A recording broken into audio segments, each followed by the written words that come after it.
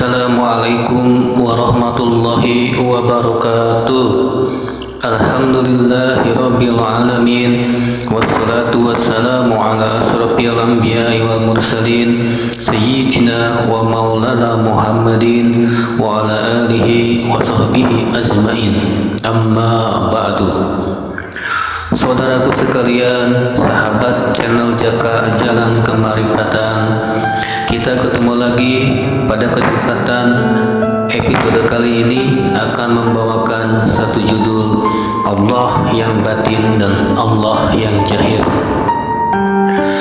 Doktrin pragmatis yang disebarkan oleh kaum kapitalis dari mulai Mekah dikuasai oleh Wahabi menjadikan pemikiran akal sehat manusia, khususnya yang mereka mengaku Islam, menjadi rusak.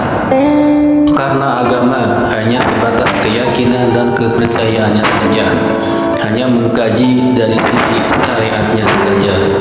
Padahal kita dikatakan mulai beragama ketika kita mulai mengenal Allah. Awalul dini ma'rifatullah.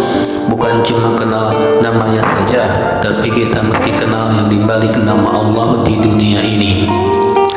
Sebagaimana Nabi sampaikan, akan kau temukan Allah yang dia laisa kamitslihi syai'un, dan raja di langit akhirat tertinggi Malik Yaumiddin, sebelum kau menemukan Allah yang di dunia, wal awalu wal akhiru wal batinu wal jahiru, dan yang meskinya kau saksikan dalam syahadat dan kau ingat dalam salat.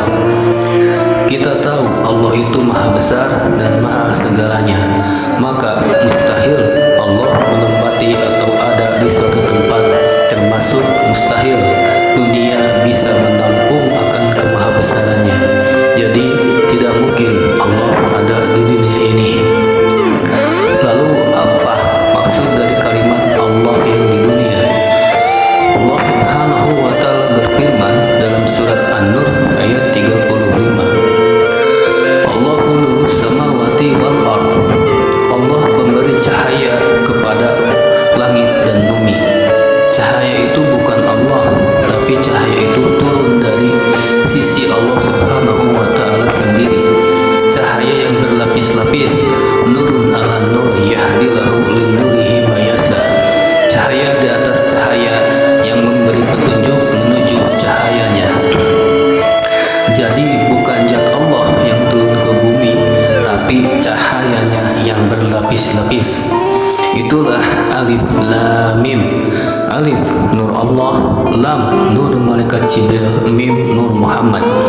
Dan cahaya itulah yang turun sebagai utusan Allah atau Rasulullah yang dulu dibawa atau menempati wujud seorang Nabi Muhammad bin Abdullah yang memberi petunjuk menuju cahayanya.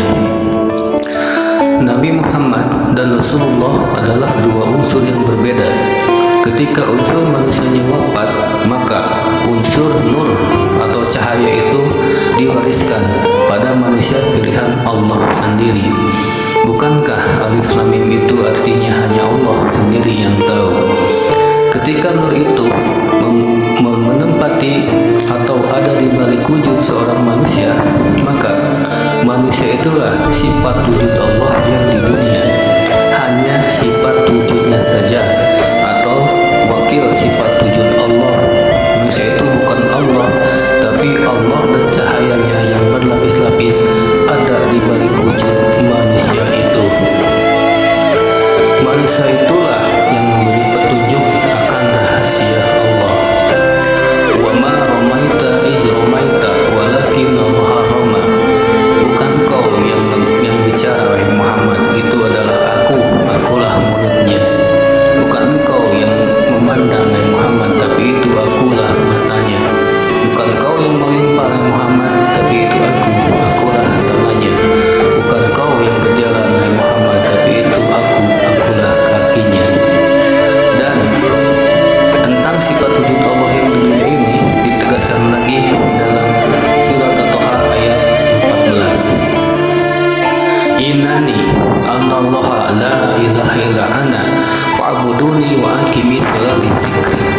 Sungguh aku ini Allah, tiada tiada Tuhan selain aku, sembahlah aku dan dirikan salat untuk mengingatku. Yang berbicara itu Allah sendiri, tapi tertranslate menjadi bahasa manusia melalui bibir seorang manusia, yaitu dulu Nabi Muhammad. Dan petunjuk Allah itu di zaman ini ada pada seorang waliyan mursida. Falam tajidalahu waliyan mursida. Siapa yang Allah memberinya petunjuk, dialah yang mendapat petunjuk. Siapa yang dia sesatkan, maka tidak akan menemukan seorang penolong pun yang dapat memberinya petunjuk. Waliyan mursida itulah Rasulun min anfusikum, Rasul di zaman ini yang disebutkan di At-Taubah 128. Rasul dari kaummu sendiri di zaman ini, berat terasa olehnya penderitaan yang kamu alami, sangat menginginkan keimanan dan kebaikan bagimu. Sahabat channel Jaka yang saya hormati, mungkin cukup sekian dulu pada kesempatan kali ini. Mudah-mudahan ada manfaat. Mohon maaf bila ada kata-kata yang asing terdengarnya, karena Islam datang dengan keasingan dan akan kembali asing. Wabillahi taufiq wal hidayah, wabiridho wa inayah, ilahi anta maksudi waridoka matlubi. Ini tentang praktek tarekat Naqsabandiyah Khalidiyah Nusantara. Assalamualaikum warahmatullahi wabarakatuh.